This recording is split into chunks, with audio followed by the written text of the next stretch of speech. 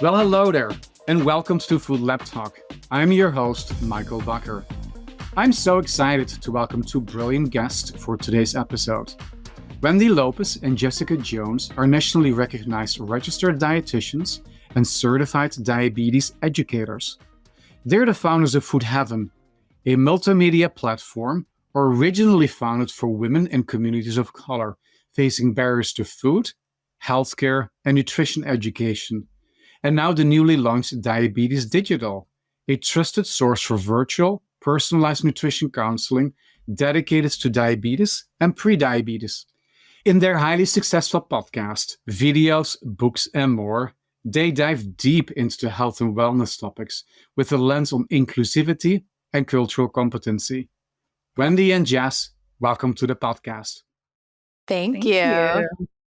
I am sure you've been asked this question a million times, so this is a million times plus one. How did the two of you both meet? We met, I think maybe now 15 years ago in Brooklyn, New York. We met through a mutual friend.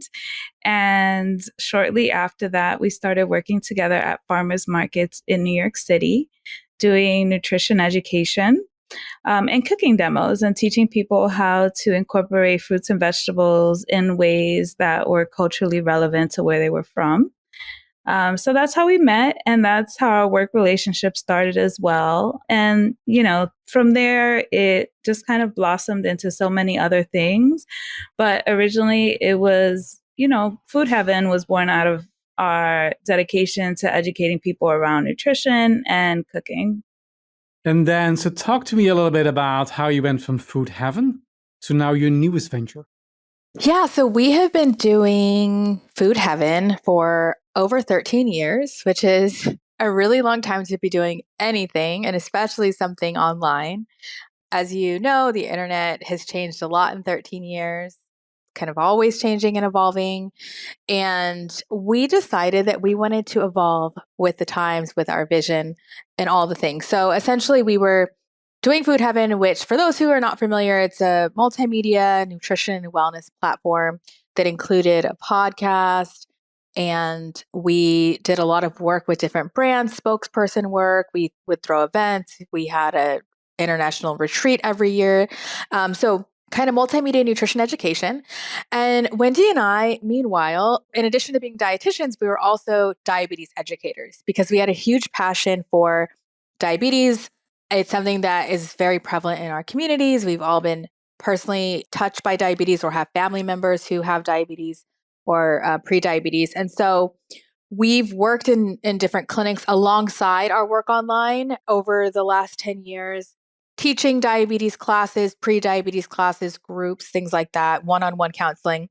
And so we decided that we wanted to have more of a one-on-one impact with patients. So, in addition to doing the online thing, we kind of wanted to get back to our roots of like one-on-one counseling. And so that's where the Diabetes Digital started. It was how can we use all of our background online, offline to have an impact on patients. And so, yeah, it's kind of just a virtual nutrition, not just, but it's a virtual nutrition counseling company for people with diabetes and prediabetes. Thanks for sharing all of that. Before we take a deeper dive into enabling choice, love to talk a little bit more about the bigger picture for a moment, food systems as a whole. So, what are your thoughts about what makes a food system truly inclusive and sustainable? It's an easy question to get the conversation going. So what makes a food system truly inclusive and sustainable? I think really assessing the needs of the people who are impacted by that system is going to be foundational because, needs vary based on what community you're talking about, what country you're in, what neighborhood you're in. In the neighborhoods that we were working with when we first met, access was one of the biggest issues. That was why we were doing the programs that we were doing. It was to improve access and education because that was a unique challenge in that specific neighborhood. So I think really talking to the people that are impacted the most by the food system to, just kind of learn more about what their needs are, what they would want out of a food system that works in their eyes is going to be really important because they're the main stakeholders. I can just add to that. Wendy and I, as she mentioned, we both used to work in New York City in farmers markets in underserved communities. So I think that was one solution to this kind of complex problem with like access when it comes to the global food systems. But just what they did at Department of Health in New York was kind of survey different neighborhoods and see like who had limited access to fruits and vegetables, and then strategically placed farmers markets in those neighborhoods, which was very helpful because then people were able to purchase different foods that were more health promoting. One other thing that they did that I thought was amazing, and I don't know if we do this in California, but this is definitely something in New York. I feel like they pioneered this idea of health bucks. So for people who were using food stamps or EBT, I think it was like for every $3 you spent, you got $2 free. So it was just like increasing the spending power. I think it was by like 30-40%. And I agree with what Wendy said.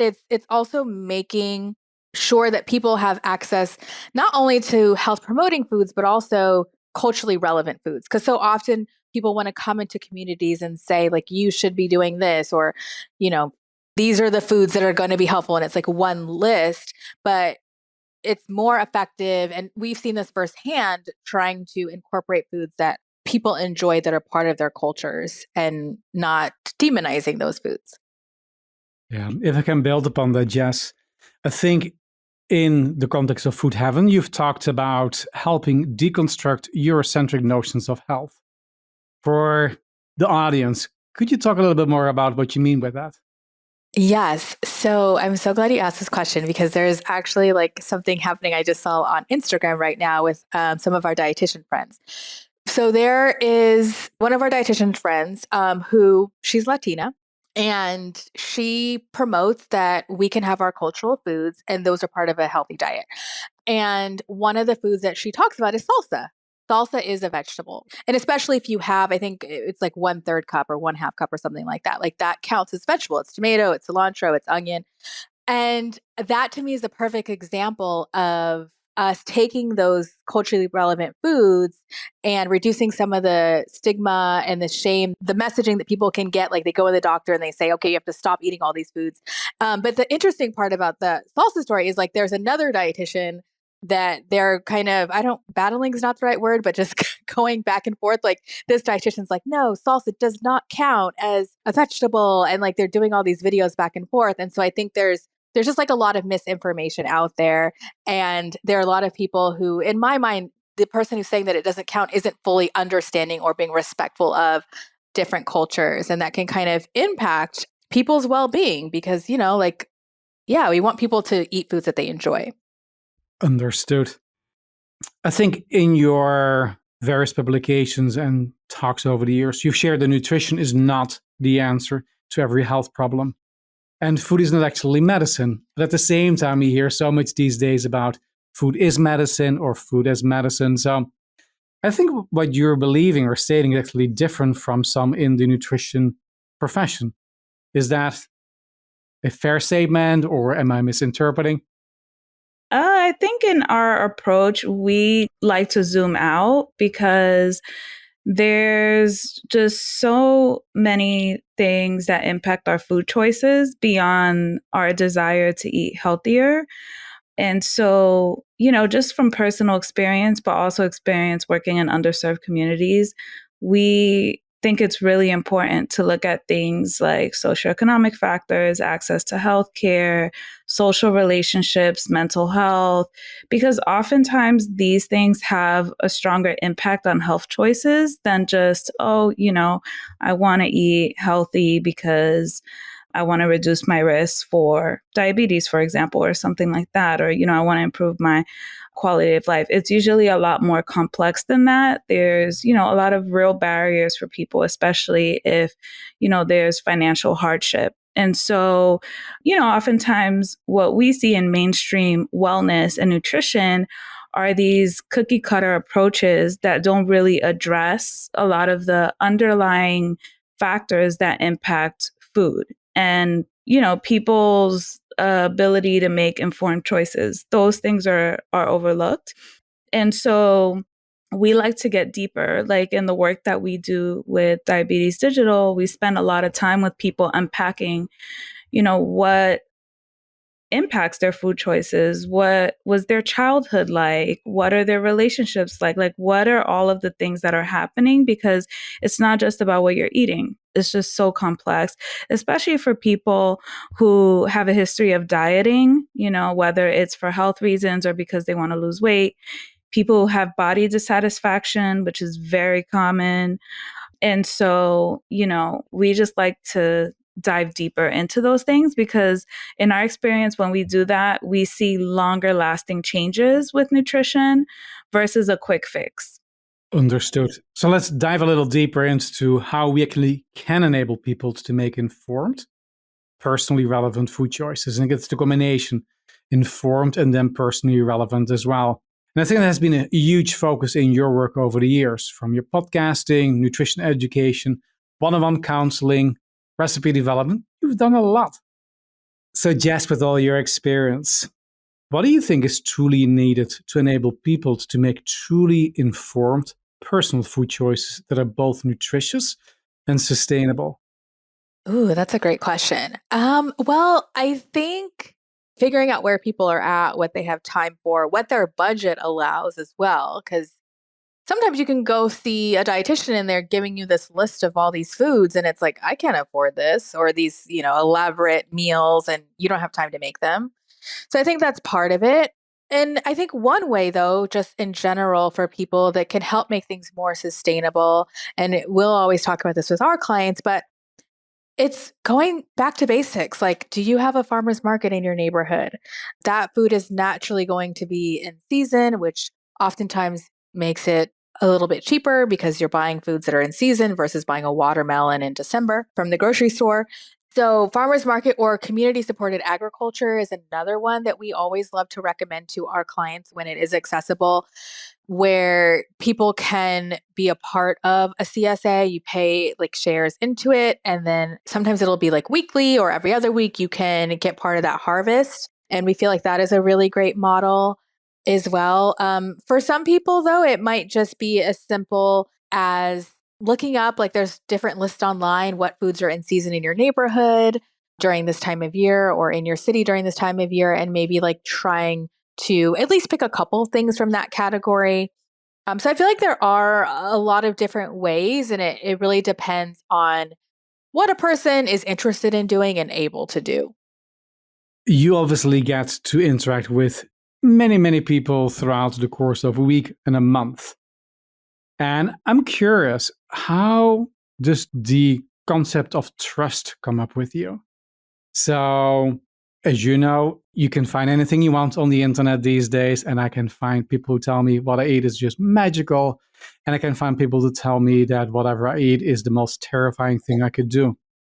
So, when people find you, how do you build trust with them and they get to trust you that you're there to help them with ultimately, what I would assume, scientific evidence based advice?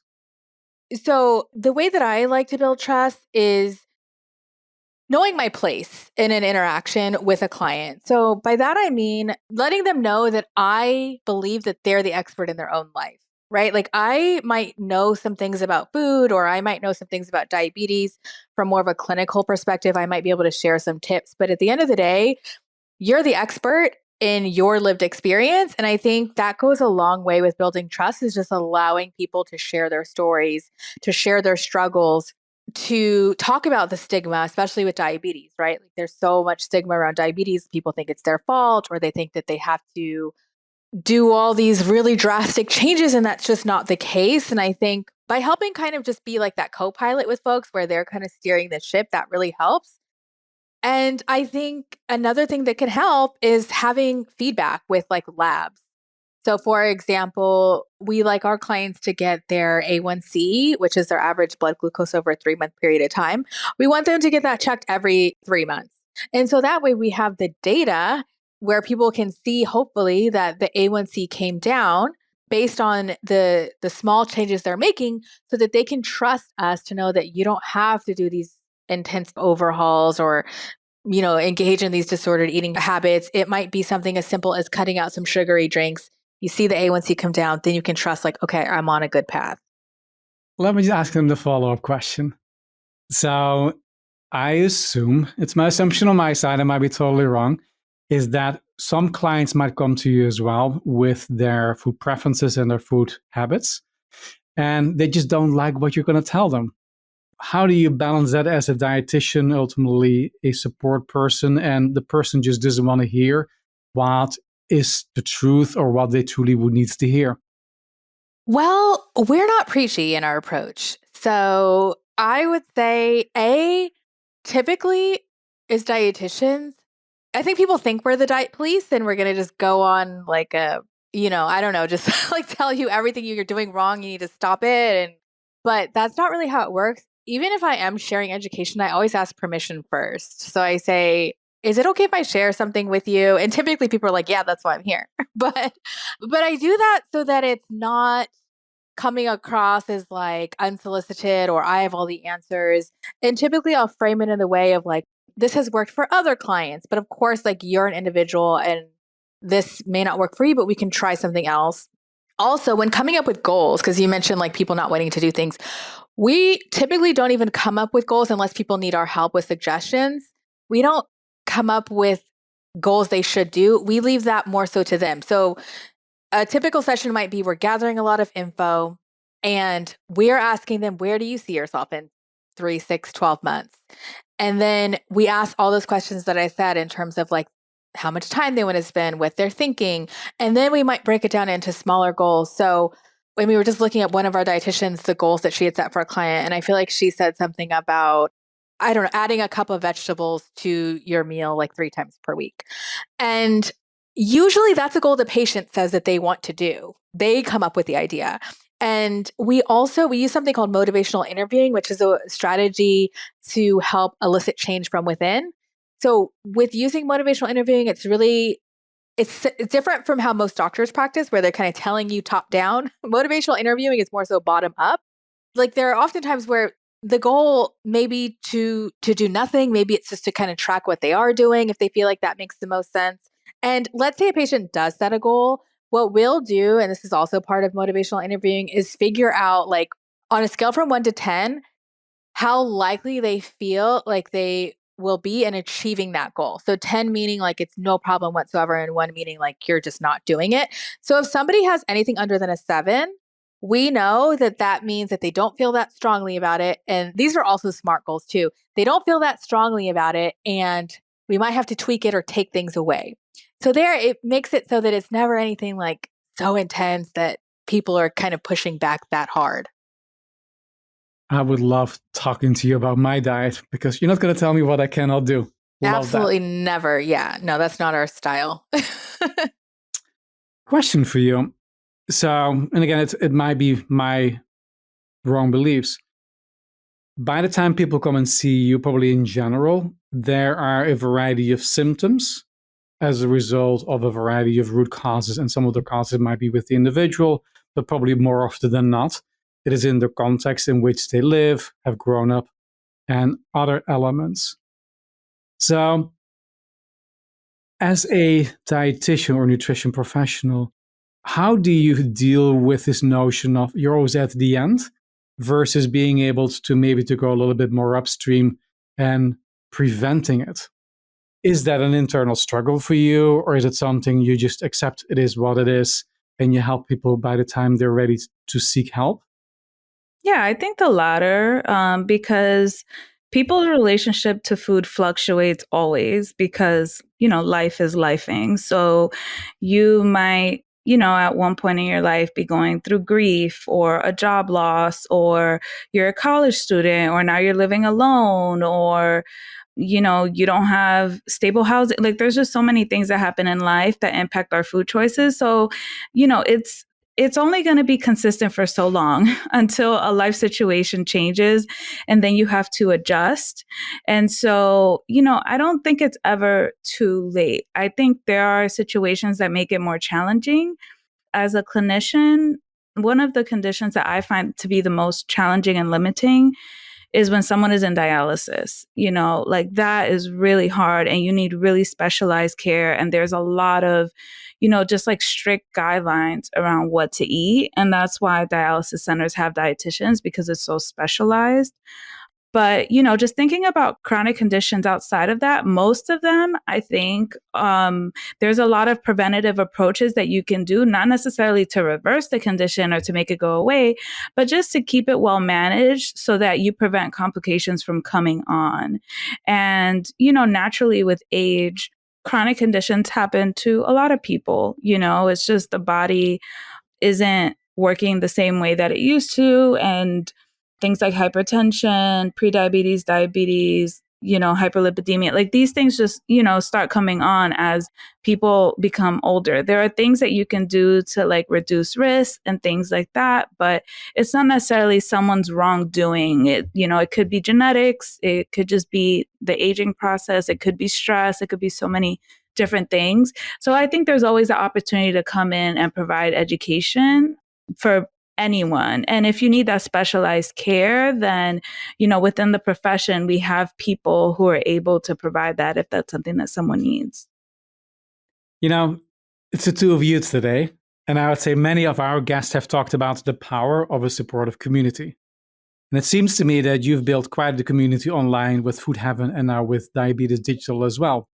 Could you talk a little bit about how your community and your network supports your work and how you support each other?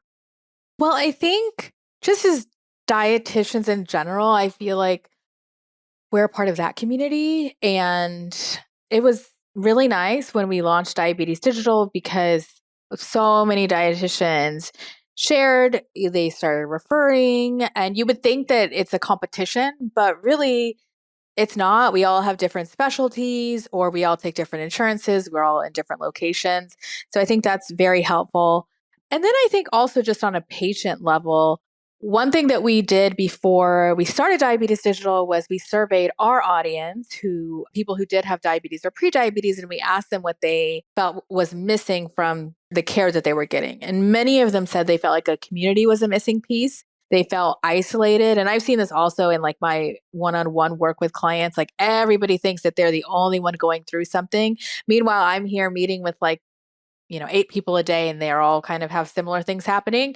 And so that's why with Diabetes Digital, we want to have groups. And so we're starting with kind of one support group that's really just a space for people to get that support from other people who might understand what they're going through. And so that's another way that we're trying to form community within this space.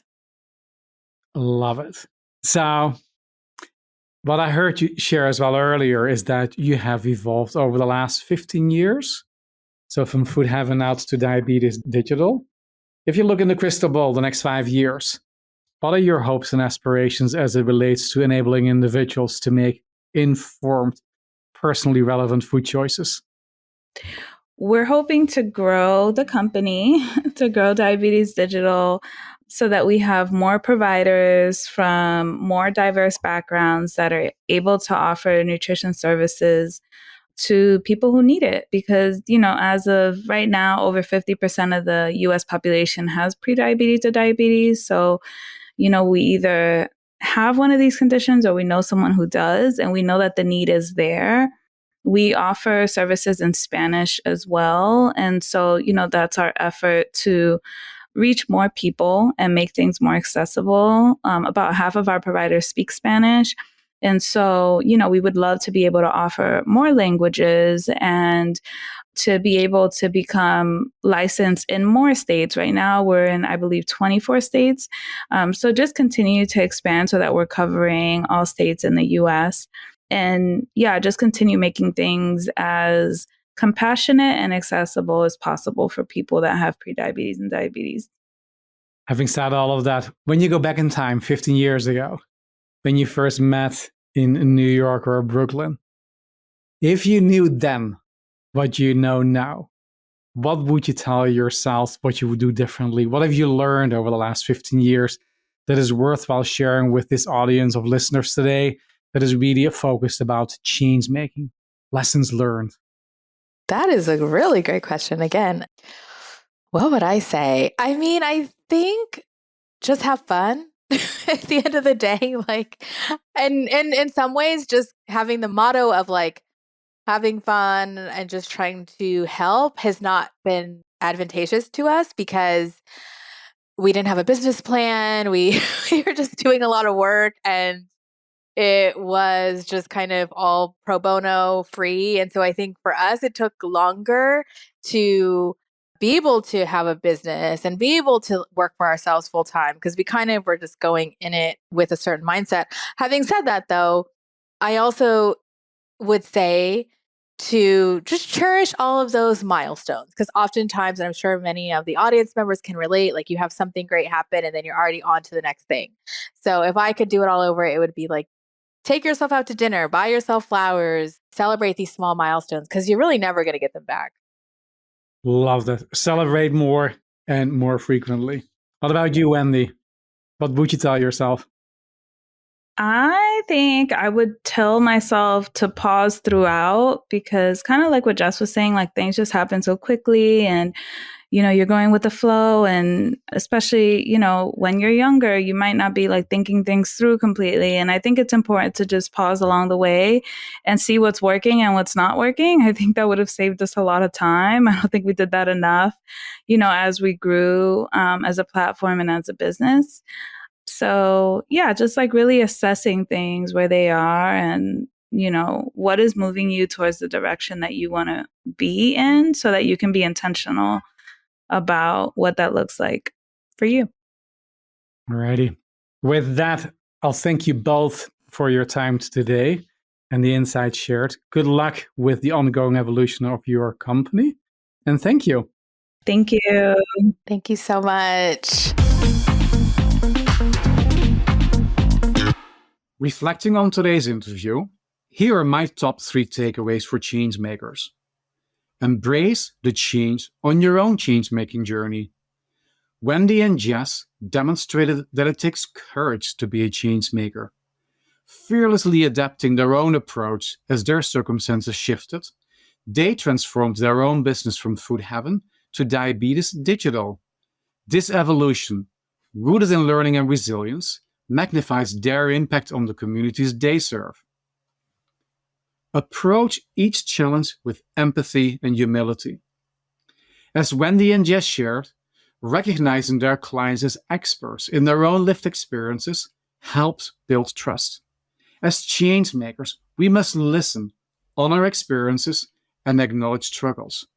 By serving as a co-pilot rather than a captain, we can help empower individuals to begin their own transformative journey. Collaboration enhances impact.